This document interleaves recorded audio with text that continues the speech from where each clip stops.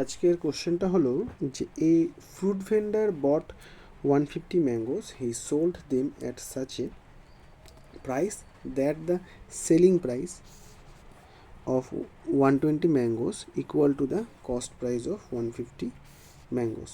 Find his profit percentage. ঠিক আছে, তো আমরা প্রথমে এখানে দুটো জিনিস দেখতে পাচ্ছি, একটা হচ্ছে সেলিং প্রাইস 120টা আম, আর হচ্ছে কস্ট প্রাইস 150টা আম।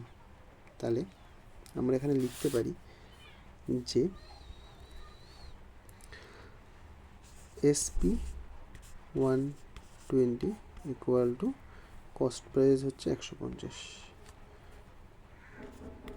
সিপি 150। এখন আমি যদি এসপি বাই সিপি করি, সিপি যদি করি তাহলে হবে হচ্ছে এসপি হয়ে যাবে হচ্ছে 150 আর সিপি হয়ে যাবে হচ্ছে 120।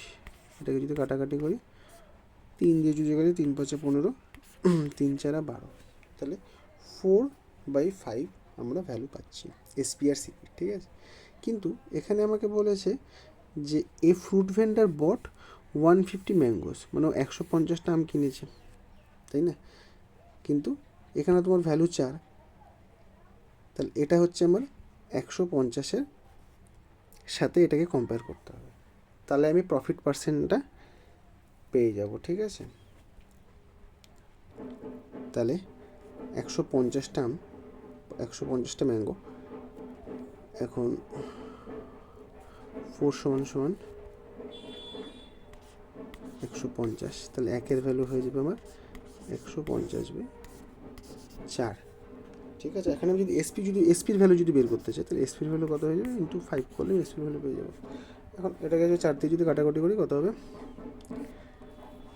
4 দিয়ে যাবে হচ্ছে এটা 3 4 12, 13 14 15, 30, 4 7 28.5 হবে, যেহেতু 20, 4 5 5। এবার যদি এটাকে 37.5 × 5 যদি করি, 5 5 25, 5 হাতে 2, 5 7 35, 36 37, 7 হাতে 3, 3 5 15, 16 17 18, মানে 187.5। এটা হচ্ছে আমাদের কি এসপি, তাই তো?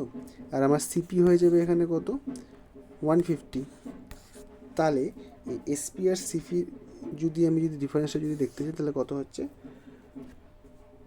5 6 7 8, মানে 37.5, 37.5/150 ইন্টু 100 করলে আমি পেয়ে যাবো এখানে আমার ভ্যালুটা, মানে যেটা বলছে আমার প্রফিট পার্সেন্ট কত হচ্ছে। এটা দিয়ে এটা যদি কাটি, এখানে হয়ে যাবে 3, এখানে হয়ে যাবে 5 2 10, আর 3 দিয়ে এটা কাটা যাবে, 3 1 3, 3 2 6, আর 3 5 15.5। এখন 12.5 ইন্টু 2 যদি করি কত হচ্ছে, 12 2 24, আর এই 0.5-এর জন্য 25 হয়ে যাবে। তাহলে আমার প্রফিট পার্সেন্ট কত হচ্ছে, 25%। ঠিক আছে, এই 25%টা, তার মানে আমার অ্যান্সার কী হয়ে যাবে, অপশান সি হয়ে যাবে আমার অ্যান্সার।